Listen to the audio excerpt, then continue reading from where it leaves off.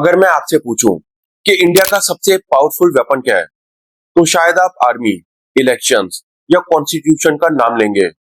लेकिन हिस्ट्री बार बार एक और वेपन दिखाती है जो ना गन चलाता है, ना बॉम्ब फोड़ता है, फिर भी गवर्नमेंट को नेगोशिएशन टेबल पर ला देता है। ये वेपन है प्रोटेस्ट। भूखमरी से आजादी, बेकारी से आजादी, जातिवाद से आजादी, मनुवाद से। और इसका सबसे पावरफुल फॉर्म है हंगर स्ट्राइक। लेकिन एक इंटरेस्टिंग बात नोटिस करना, इंडिया में हर साल हजारों प्रोटेस्ट होते हैं। कुछ की न्यूज भी नहीं बनती, कुछ एक हफ्ते में खत्म हो जाते हैं और कुछ हिस्ट्री बुक्स का हिस्सा बन जाते हैं। आखिर डिफरेंस क्या होता है? क्या सिर्फ भीड़ डिसाइड करती है कि प्रोटेस्ट सक्सेसफुल होगा या नहीं? बिल्कुल नहीं। पॉलिटिकल साइंस कहती है कि सक्सेसफुल प्रोटेस्ट का फॉर्मूला क्राउड से ज्यादा साइकोलॉजी और स्ट्रैटेजी में छुपा होता है। सबसे पहले समझते हैं सत्याग्रह को। महात्मा गांधी ने प्रोटेस्ट को सिर्फ ऑपोजिशन का टूल नहीं बनाया, बल्कि एक मॉरल वेपन बना दिया। उनका मानना था कि अगर तुम किसी के खिलाफ वायलेंस करोगे तो शायद तुम उसकी बॉडी को हरा दोगे, लेकिन अगर तुम खुद तकलीफ सहकर उसकी कॉन्साइंस को चैलेंज करोगे तो शायद तुम उसका माइंडसेट बदल दो। इसी फिलॉसफी को कहते हैं मॉरल अथॉरिटी। इसका मतलब है कि लोग तुम्हारी बात इसलिए माने क्योंकि उन्हें तुम्हारी ऑनेस्टी और सैक्रिफाइस पर ट्रस्ट हो। गांधी का सबसे बड़ा वेपन उनका फास्ट नहीं था, उनकी क्रेडिबिलिटी थी। इसलिए उनके हंगर स्ट्राइक्स सिर्फ हेल्थ इश्यूज नहीं, नेशनल इवेंट्स बन जाते थे। लेकिन हर हंगर स्ट्राइक गांधी जैसे सक्सेसफुल क्यों नहीं होते? यहाँ पर आता है एक technical concept, costly signalling theory. Economics और एवोल्यूशनरी बायोलॉजी के हिसाब से अगर कोई इंसान अपनी बात के लिए बहुत बड़ा पर्सनल कॉस्ट पे करता है तो लोग उसकी सिंसेरिटी पर ज्यादा ट्रस्ट करते हैं। इसलिए हंगर स्ट्राइक सिर्फ खाना छोड़ना नहीं है, बल्कि दुनिया को सिग्नल देना है कि मैं अपनी डिमांड को लेकर इतना सीरियस हूँ कि अपनी हेल्थ भी रिस्क में डाल रहा हूँ। लेकिन यहाँ पर एक कैच है, अगर पब्लिक को लगने लगे कि सैक्रिफाइस जेन्युइन नहीं है या मूवमेंट का ऑब्जेक्टिव क्लियर नहीं है, तो वही सिग्नल वीक पड़ जाता है। इसी वजह से सिर्फ फास्ट रखने से मूवमेंट सक्सेसफुल नहीं होता। अब आते हैं इंडिया के सबसे इंटरेस्टिंग एग्जाम्पल पे, पोट्टी श्रीरामुलु। बहुत कम लोग जानते हैं कि उनकी प्रोलॉन्ग्ड हंगर स्ट्राइक और उनकी डेथ के बाद पब्लिक रिएक्शन ने आंध्र स्टेट के फॉर्मेशन के प्रोसेस को एक्सेलरेट किया। इस एग्जाम्पल ने दिखाया कि कभी-कभी एक इंडिविजुअल सैक्रिफाइस नेशनल पॉलिसी को इन्फ्लुएंस कर सकता है। लेकिन दूसरी तरफ इरोम शर्मिला का एग्जाम्पल देखो। उन्होंने एस्पा के खिलाफ लगभग 16 साल तक हंगर स्ट्राइक रखी।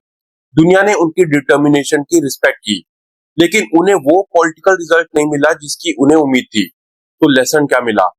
सैक्रिफाइस इंपॉर्टेंट है, लेकिन सैक्रिफाइस अकेले काफी नहीं है। प्रोटेस्ट तब सक्सेसफुल होता है जब उसके साथ पब्लिक सपोर्ट, पॉलिटिकल टाइमिंग और मीडिया अटेंशन भी हो। और यहीं से शुरू होती है प्रोटेस्ट की असली साइकोलॉजी।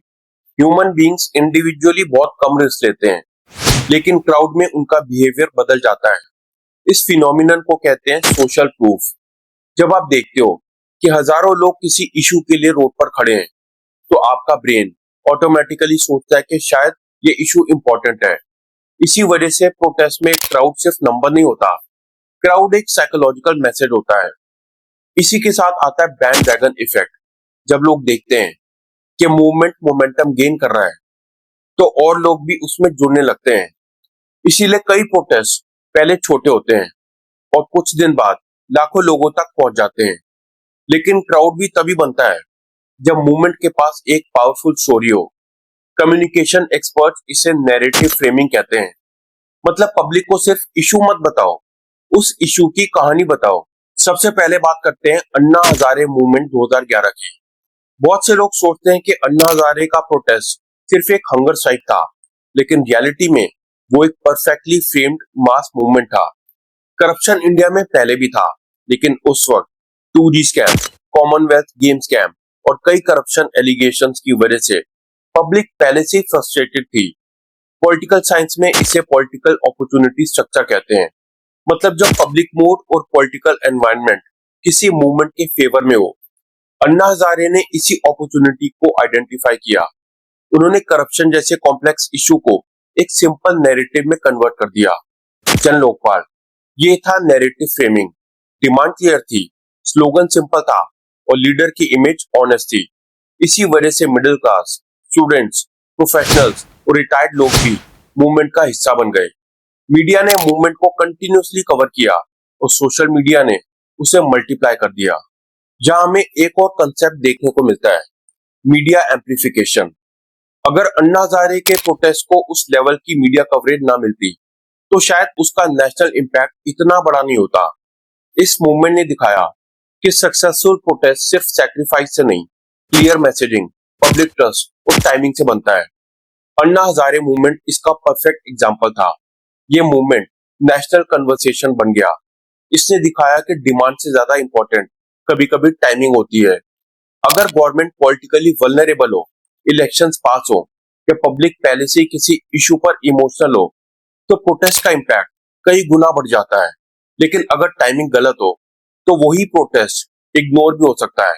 अब सवाल यह है कि पब्लिक को मूवमेंट के बारे में पता कैसे चलता है। यहाँ एंट्री होती है मीडिया की। आज के जमाने में प्रोटेस्ट सिर्फ रोड पर नहीं होता, इंस्टाग्राम, यूट्यूब, एक्स और टेलीविजन पर भी होता है। कम्युनिकेशन स्टडीज में इसे मीडिया एम्प्लीफिकेशन कहते हैं। एक पावरफुल स्पीच, एक इमोशनल इमेज या एक वायरल वीडियो पूरे मूवमेंट का फेस बन सकता है।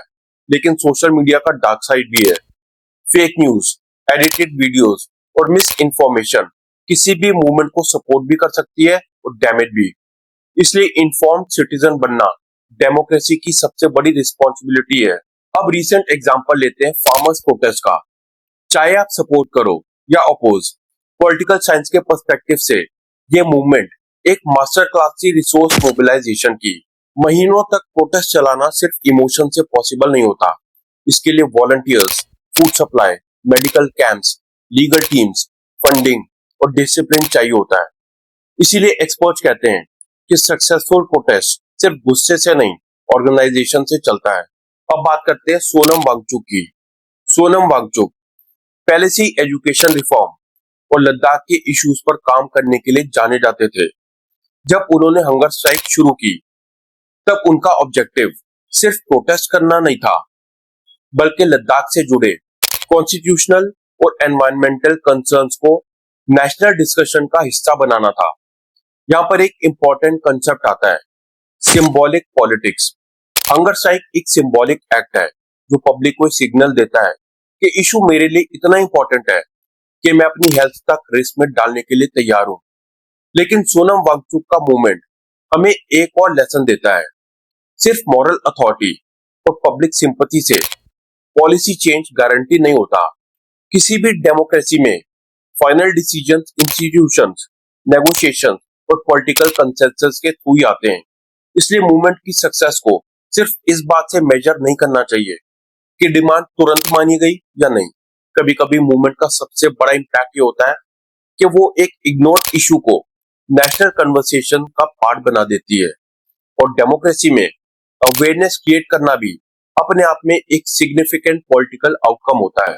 इसलिए अगर आप गांधी, अन्ना हजारे और सोनम वांगचुक को कंपेयर करें तो एक कॉमन पैटर्न दिखेगा। तीनों ने वॉयलेंस के बजाय मॉरल प्रेशर का यूज किया, लेकिन उनके पॉलिटिकल कंटेक्स्ट अलग थे, मीडिया इकोसिस्टम अलग था और गवर्नमेंट्स भी अलग थी। इसी वजह से आउटकम भी अलग निकले। यह हमें सिखाता है कि प्रोटेस्ट की सक्सेस का कोई मैजिक फॉर्मूला नहीं होता। सक्सेस तब मिलती है जब moral authority, public support, media attention, clear objectives, strong organisation और पॉलिटिकल टाइमिंग एक साथ अलाइन हो जाते हैं।